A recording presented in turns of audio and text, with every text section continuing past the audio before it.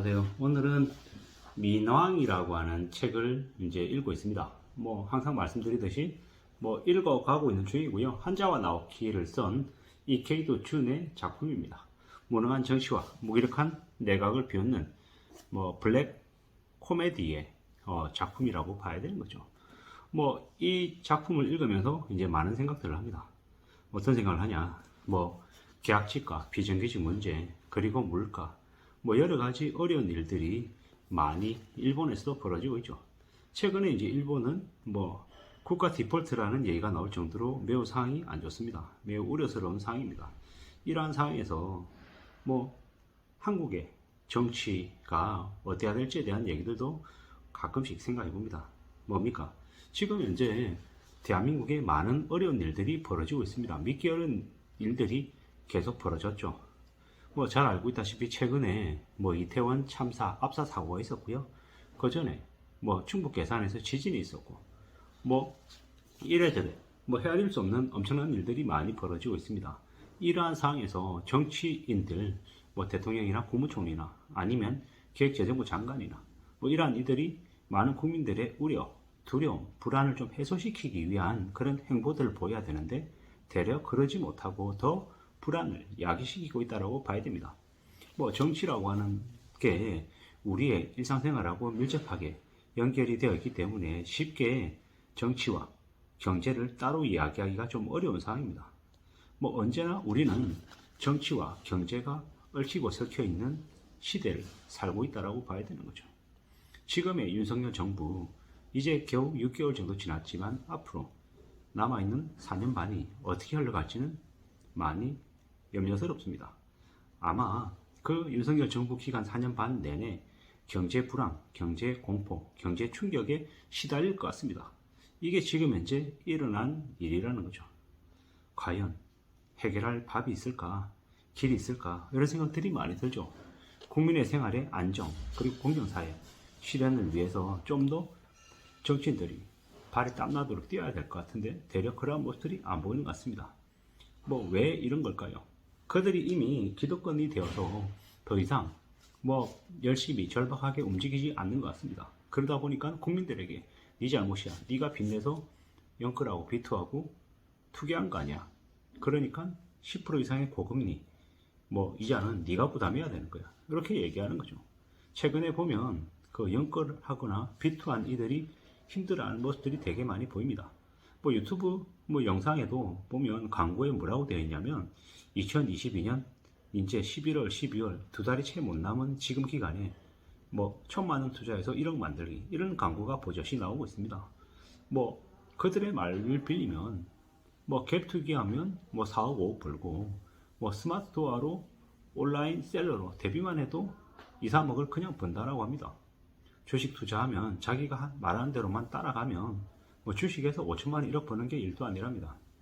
그들은 그냥 성실히 일해서 착실하게 직장 생활을 하면서 200만 원, 300만 원 버는 이들을 200충, 300충이라고 매우 폄하하고 우습게 봅니다. 근데 그 우습게 보는 그 평범한 서민들이 이 나라를 지탱하고 있는 거죠.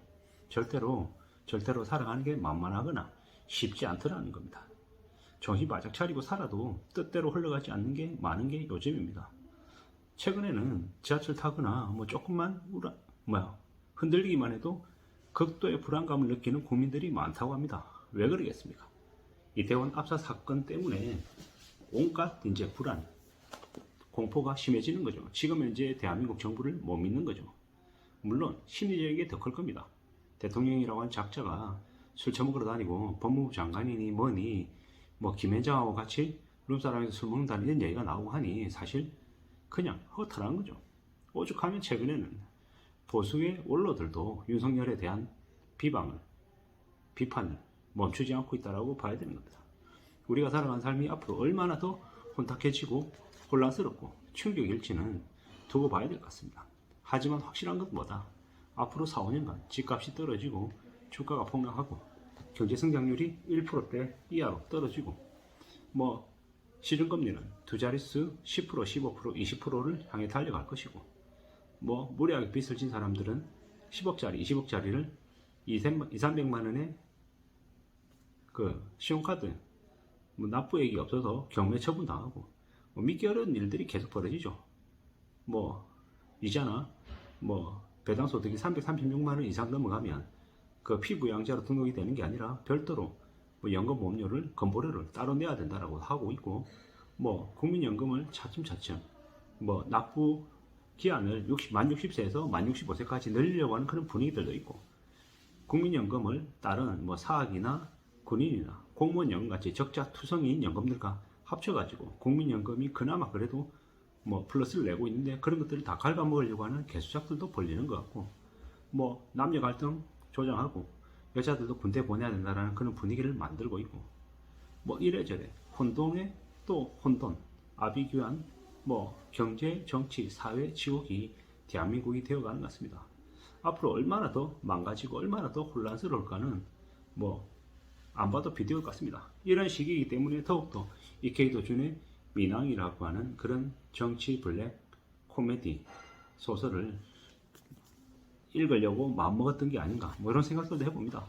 뭐 우리가 살아가는 삶이 정치와 절대로 분리될 수 없다라는 거, 그리고 정치인들을 우리 손으로 뽑는데 정말 신중을 기해서 국민들을 위해서 일할 수 있는 정치인을 뽑아야겠다는 생각들도 많이 듭니다.